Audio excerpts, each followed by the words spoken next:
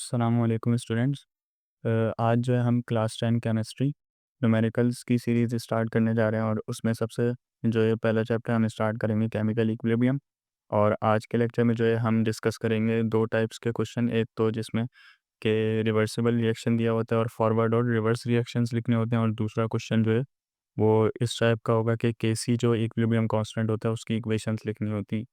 तो उसकी जो है वो इक्वेशन बनानी होती है, वही फार्मूला टाइप की आपको जो है रिवर्सिबल रिएक्शन गिवन होता है। अब सबसे पहले जो है हम देखते हैं कि फॉरवर्ड और रिवर्स रिएक्शन होते क्या हैं। तो फॉरवर्ड रिएक्शन जो है ऐसा रिएक्शन होता है जो कि लेफ़्ट टू राइट परफॉर्म्ड होता है। इसमें रेट जो है यानी कि स्पीड जो है वो शुरू में फास्ट होती है, पर उसके बाद स्लो हो जाती है।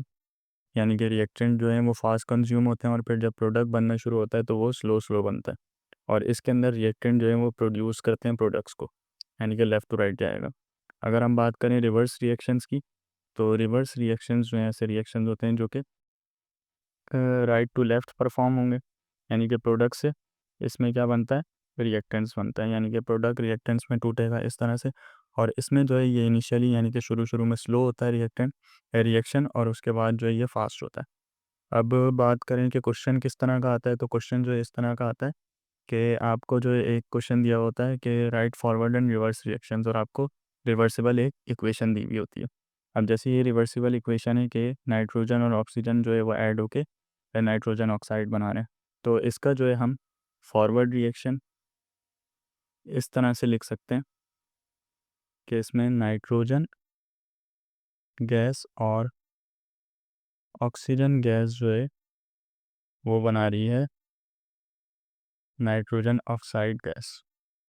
और अगर हम इसके रिवर्स रिएक्शन की बात करें, तो रिवर्स रिएक्शन कैसे होगा, उसमें प्रोडक्ट टू रिएक्टेंट्स बनेंगे, यानी कि ये प्रोडक्ट है हमारा नाइट्रोजन ऑक्साइड गैस जो है वो ब्रेक हो रही है नाइट्रोजन गैस में और ऑक्सीजन गैस में, क्योंकि रिवर्सिबल रिएक्शन जो है वो दोनों साइड पे परफॉर्म हो सकता है।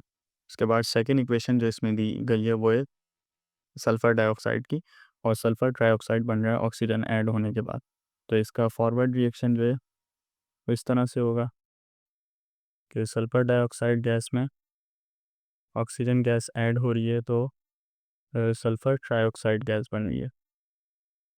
और इसका रिवर्स रिएक्शन जो होगा वो इस तरह से होगा कि सल्फ़र ट्राइऑक्साइड गैस जो है वो ब्रेक हो रही है सल्फ़र डाइऑक्साइड गैस में और ऑक्सीजन गैस में। उसके बाद थर्ड और लास्ट जो इक्वेशन है उसकी बात करें, तो उसमें कार्बन ऑक्सीजन क्लोराइड जो है, तो ये ब्रेक हो रहा है कार्बन मोनोऑक्साइड और क्लोरीन के अंदर। तो इसका फॉरवर्ड रिएक्शन जो है वो इस तरह से होगा कि ये ब्रेक होगा, ये गैस जो है ब्रेक होगी कार्बन मोनोऑक्साइड गैस में और क्लोरीन गैस में। और इसका रिवर्स रिएक्शन इस तरह से होगा कि कार्बन मोनोऑक्साइड गैस और Cl2 जो है वो मिल के बना रहे हैं COCl2 गैस। तो इस तरह से जो है ये क्वेश्चन सॉल्व होता है कि जिसमें हमें फॉरवर्ड और रिवर्स रिएक्शंस लिखने होते हैं। उसके बाद सेकंड जो हमारा टॉपिक है वो है केसी इक्विलिब्रियम कांस्टेंट, जिसको हम रिप्रेजेंट करते हैं केसी से। केसी जो उसको अगर हम किसी इक्वेशन को केसी की इक्वेशन बनाना चाहें या इक्विलिब्रियम कांस्टेंट की इक्वेशन बनाना चाहें, तो वो इस तरह से होता है कि इसके अंदर प्रोडक्ट जो है हम ऊपर लिखते हैं ब्रैकेट में, और रिएक्टेंट्स जो हैं वो नीचे लिखते हैं, और प्रोडक्ट के जो नंबर ऑफ मोल्स होते हैं वो जो है एक्सपोनेंट में आ जाते हैं। अब इसके अंदर जो है नंबर ऑफ मोल्स में हमें कोई एग्जाम्पल नहीं मिलेगी, क्योंकि इसके अंदर है ही नहीं, और बाकी जो रिएक्शन है इसमें उसमें भी नहीं है। तो इसके अंदर अगर हम केसी की इक्वेशन लिखना चाहें तो इस तरह से लिख सकते हैं कि SO2 और नीचे आएगा हमारा ऑक्सीजन। इसके अंदर हमने सल्फ़र जो है उसको क्यों नहीं ऐड किया, क्योंकि सल्फ़र जो है वो सॉलिड है और केसी जो है वो सिर्फ गैसेस पे अप्लाई होती है। तो ये दोनों गैस हैं, तो इनके अंदर जो है केसी की इक्वेशन के अंदर ये दोनों आएंगी।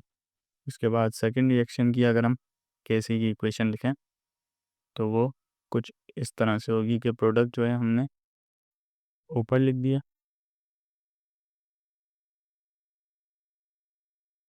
और रिएक्टेंट जो है हमने